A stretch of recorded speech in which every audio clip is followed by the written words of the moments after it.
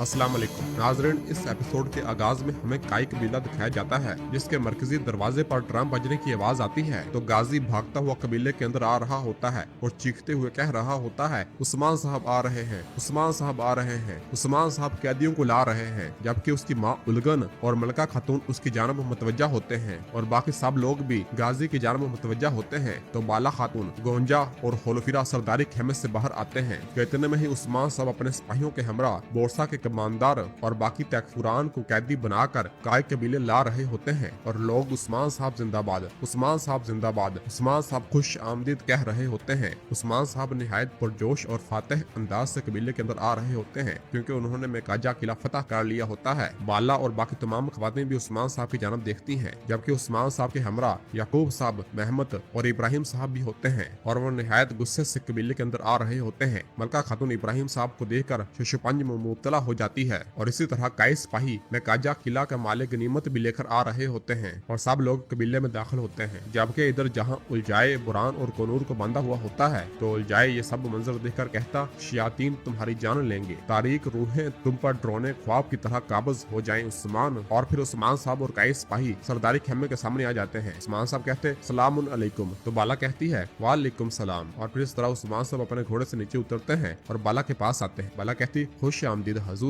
तो उस्मान साहब कहते हैं, शुक्रिया। जबकि इब्राहिम साहब और याकूब साहब भी निहायत गुस्से से अपने घोड़ों से नीचे उतरते हैं और अलाउद्दीन गोंजा के पास आकर खड़ा हो जाता है। इब्राहिम साहब, याकूब साहब, बोरसा का कमांडर और तकफुरान को उस्मान साहब के सामने कैदियों की तरह लाया जाता है और उन्हें घुटनों के बाल बिठा दिया जाता है। कई सिपाही जब याकूब साहब और इब्राहिम साहब को घुटनों के बाल बिठाने लगते हैं तो वो मुजाहमत करते हैं। उस्मान साहब कहते हैं, नहीं नहीं, सरदारान को घुटने टेकने पर मजबूर न करें। और फिर कई सिपाही उन्हें छोड़ देते हैं और फिर उस्मान साहब कहते हैं, ए लोगो, मेरे सरदारान, मेरे जंगजुओं, मेकाजा किला अल्लाह के फजल करम से अब से काई की मलकियत है। ये सुनते ही सब लोग निहायत खुश होते हैं और अल्लाह का शुक्र अदा करते हैं और कहते हैं, उस्मान साहब जिंदाबाद, उस्मान साहब जिंदाबाद। और पूरा काई कबीला उस्मान साहब जिंदाबाद के नारों से गूंज उठता है। उस्मान साहब कहते हैं, सलामत रहें, सलामत रहें। और फिर कहते हैं, अल्लाह का शुक्र है कि कोई भी चीज खोए बगैर हमने दुश्मन को घुटने टेकने पर और इन्हें सर झुकाने पर मजबूर कर दिया और कोई भी हमारी फतह की राह में हायल ना हो सका। और फिर कहते हैं, मेकाजा किले में मौजूद सिपाहियों का काम तमाम कर दिया गया और शयातीन के इत्तेहाद को नेस्तो नाबूद कर दिया। ये सुनकर इब्राहिम साहब और याकूब साहब को निहायत गुस्सा आता है और फिर उस्मान साहब कहते हैं, मेकाजा किला इंशाल्लाह बहुत सी आने वाली फतुहात में हमारे लिए मददगार साबित होगा। सब कहते हैं, इंशाल्लाह हजूर, इंशाल्लाह। और फिर कहते हैं, तो चले फिर हमारी माले गनीमत को लोगों और जंगजुओं के दरमियान तकसीम कर दें। सब कहते हैं, आपका शुक्रिया उस्मान साहब, आपका शुक्रिया, उस्मान साहब जिंदाबाद, उस्मान साहब जिंदाबाद। तो उस्मान साहब कहते हैं, आपका भी शुक्रिया, आप लोग भी सलामत रहें। और फिर उस्मान साहब अपने सिपाहियों से कहते हैं, सरदारान और कैदी मेरा हुक्म आने तक इंतजार करेंगे, इन्हें इंतजार करने दें। और ये कहकर उस्मान साहब जैसे ही खेमे के अंदर रवाना होने लगते हैं तो पीछे से मलका खातून गुस्से से कहती, ये कैसी रसवाई है, तुम कौन होते हो मेरे शोहर को कैदी बनाकर रखने वाले। तो बाला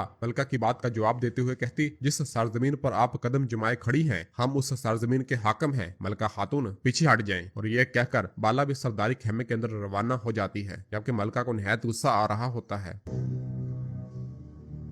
और फिर इधर कोनूर, बुरान और उलझाए से कहता है कि लगता है उस्मान सरदारान और तकफुरों को कैदी बनाकर लाया है, इसने इनकी डोर पकड़ी हुई है। तो बुरान गुस्से से कहता, हमारे पास भागने के अलावा कोई रास्ता नहीं है, हमें यहाँ से निकलना होगा। और खुद को छुड़वाने की कोशिश करता है तो उलझाए कहता, हम यहाँ से निकल जाएंगे, हम यहाँ से निकल जाएंगे, इससे पहले कि मेरे सिपाहियों की लाशें कौवे खा जाएं, हम इस कबीले को तबाह कर देंगे। और फिर इसी दौरान बाईसंगूर उनके पास आता है और आकर कहता है कि सरदारान आ गए हैं, अब तुम्हारे बोलने की बारी आ गई है। और सिपाहियों से कहता है, सिपाहियों इन्होंने काफी आराम कर लिया है, खोल दो इन कुत्तों को। इस पर उलझाए कहता, ऐसे ही ठीक है, जहमत न करें, सूरज की शिद्दत से मेरी हड्डियां गर्म हो रही थीं। और फिर कोनूर कहता, हाँ और ताजा हवा भी है, खेमे में हमारा दम घुटेगा। इस पर बाईसंगूर कहता, ताजा हवा है, क्या तुम्हारा खेमे में दम घुटने लगता है। और बाईसंगूर हंसता है और कोनूर के पास आकर कहता है, कोनूर साहब, और उसे एक जोरदार मुक्का मारता है। और फिर उससे कहता है, चलें देखते हैं कि जब हम आपके गोश्त को आपकी हड्डियों से अलग करेंगे तो क्या आप तब भी इतने ही खुश रह पाते हैं। और फिर बाईसंगूर सिपाहियों से कहते, सिपाहियों इन्हें खोल दो, शाबाश। और सिपाही उन्हें खोल देते हैं और उन्हें पकड़कर जिंदान वाले खेमे की जानब रवाना हो जाते हैं। जबकि इधर सरदारी खेमे में बाला खातून उस्मान साहब से कह रही होती है कि आपकी फतह मुबारक हो मेरे हजूर, आपका फैसला किसी न किसी तरह मजीद बड़ी जंगों की खबर सुनाएगा। तो उस्मान साहब कहते हैं अगर अब मैं इन सब के सार कलम कर दूं, हमारे जद्दोजहद की राह में खून के एक कतरे की भी कमी नहीं होगी, लेकिन हर कोने से एक उलझाई निकल कर आ जाएगा। अब अगर हम इसकी धोखादही को बेनकाब नहीं कर पाते तो इस वक्त चीजें हमारे खिलाफ हो जाएंगी। और फिर पूछते हैं कि आप बुरहान और कनूर इस कुत्ते से कुछ जान पाए? तो बाला कहती जहां काजी रुकनुद्दीन को दफन किया गया था हमने सोचा कि सिर्फ कातिल बुरहान और एल्चम को इस जगह का इल्म होगा, लेकिन ऐसा लगता है कि उलझाई भी जानता है वो काजी रुकनुद्दीन का कातिल है मेरे हजूर, हमें अब इस बात पर यकीन है। तो उस्मान साहब कहते हैं तो फिर अहमद का कातिल भी यही कुत्ता है, लेकिन हमें यह साबित करना होगा। तो बाला कहती चाहे आप इसकी खाल उतार दें मगर वो बदजात हकीकत बयान नहीं करेगा। तो उस्मान साहब कहते हैं हम इन्हें मिलकर फरार होने देंगे। और हाँ, बोरान और कोनूर को इसके पास रखने की यही वजह थी, इन्हें इसका एतमाद हासिल करना होगा। वक्त आने पर हम इसके पीछे जाएंगे क्योंकि हमें हकीकत का इल्म सिर्फ इस गिद्दड़ की आजाद होने के बाद पता चलेगा। तो बाला कहती है चलें फिर गिद्दड़ का पिंजरा खोलते हैं? तो उस्मान साहब कहते हैं बिल्कुल, हम यकीनन ऐसा करेंगे। जबकि दूसरी जानब जंदान वाले खेमे में बाईस संगुर मुसलसल कोनूर को मार रहा होता है और फिर उनसे कहता है उन्होंने तुमसे क्या वादा किया कि तुमने उस्मान के साथ गद्दारी की? तो कोनूर कहता है पहले मुझे खोलो ताकि मैं तुम्हें बता सकूं। और फिर बाईस संगुर बुरान से कहता है तुम कहते थे कि रास्ते अलग हैं लेकिन मंजर एक ही है बुरान साहब, अब क्या बदला है? जिस पर उलझाए उससे कहता कि अंधे की आंखें खुल गई हैं, उन्होंने तुम्हारे उस्मान साहब का असली चेहरा देख लिया है। यह सुनकर बाईस संगुर हसन से कहता हसन, तो हसन बाईस संगुर को खंजर देता है। तो बाईस संगुर वही खंजर उलझाए के पास लेकर आता है और कहता है उलझाए कुत्ते, अंधे की आंखें खुल गईं, चले देखते हैं कि तुम्हारी आंखें खुलने के बाद क्या तुम इस तरह बात कर सकोगे। और जैसे ही बाईस संगूर अपना खंजर उलझाए को मारने लगता है तो कोनूर एकदम उस पर हमलावर हो जाता है, जबकि फौरन ही बुरान हसन को भी लपेट में ले लेता है और अपनी टांगों के जरिए उसे दबोच डालता है। और फिर कोनूर फौरन बाईस संगूर का खंजर खींचकर अपने हाथ की रस्सियों को काट डालता है और बाईस संगूर पर हमलावर हो जाता है और उस पर कारी जरबे लगाता है। और कोनूर फौरन उलझाए को भी खोल देता है और बुरान को भी आजाद करवा लेता है। उलझाए जब देखता है कि बाईस संगूर बहुत ही मुश्किल से सांसें ले रहा होता है और वो हसन सिपाही की जानिब भी देखता है जो कि जमीन पर गिरा पड़ा होता है, तो उलझाए कहता हड्डियों की आवाज सिर्फ अच्छी पटाई से ही आती है। और फिर बुरान कहता अब उस्मान को मारना हमारे ऊपर फर्ज है, वरना जब हम इसके हाथ लगेंगे तो वह हमारी जान ले लेगा। इस पर उलझाए कहता हम जरूर मारेंगे, चलो पहले यहाँ से निकलते हैं, मैं इसे इसके कबीले समेत जला दूंगा। और इस तरह उलझाए बुरान और कोनूर वहां से बाहर की जानिब रवाना होते हैं।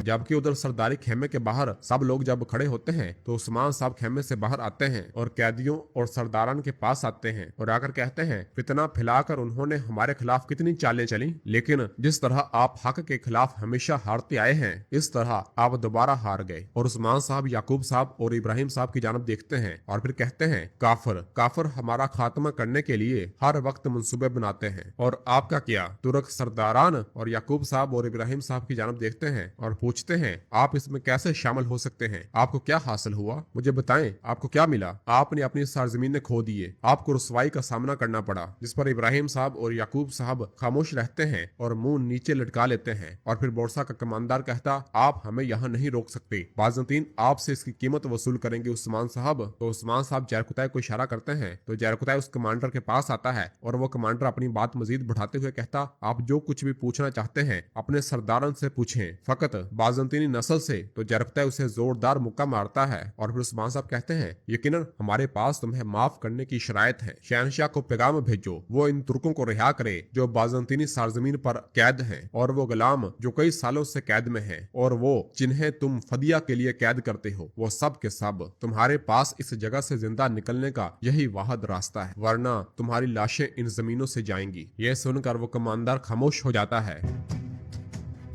जबकि दूसरी जानब बुरान कोनूर और उलझाए कबीले से भाग रहे होते हैं और बुरान एक खेमे से कुछ लिबास निकाल कर लेकर आता है और उलझाए को देता है, और इस तरह उलझाए बुरान और कोनूर उस लिबास को पहन लेते हैं और अपने चेहरे ढांप लेते हैं, और बुरान उन्हें रास्ता दिखाता है कि चलो इस तरफ चलते हैं। और जैसे ही थोड़ा आगे आते हैं तो एक काई सिपाही उनके सामने आ जाता है, जिसे देखकर उलझाए अपनी तलवार निकालता है तो कोनूर फौरन उस पर हमलावर होकर उसे गिरा देता है और कहता है चलो सिपाहियों को मालूम होने से पहले निकलें। इस पर उलझाए कहता गोदाम कहाँ है? है तो कनूर बताता है कि गोदाम में दाखिल होना नामुमकिन है, ये दरमियान में है। जिस पर उलझाए कहता कि मैं चंद सिपाहियों से नहीं डरता, मैं खून से अपना रास्ता बनाऊंगा। गोदाम की जानब रवाना होने लगता है तो बुरहान उसे रोकता है और कहता है उलझाए रुक जाओ, अपनी तलवार म्यान में रख दो, हम कुछ भी किए बगैर यहाँ से निकलेंगे। तो उलझाए रुक जाता है और इस तरह बुरहान, कनूर और उलझाए कबीले से भागने लग जाते हैं। जब वो भाग रहे होते हैं तो बाला और गोंजा भी उनका पीछा कर रही होती है और देख रही होती है।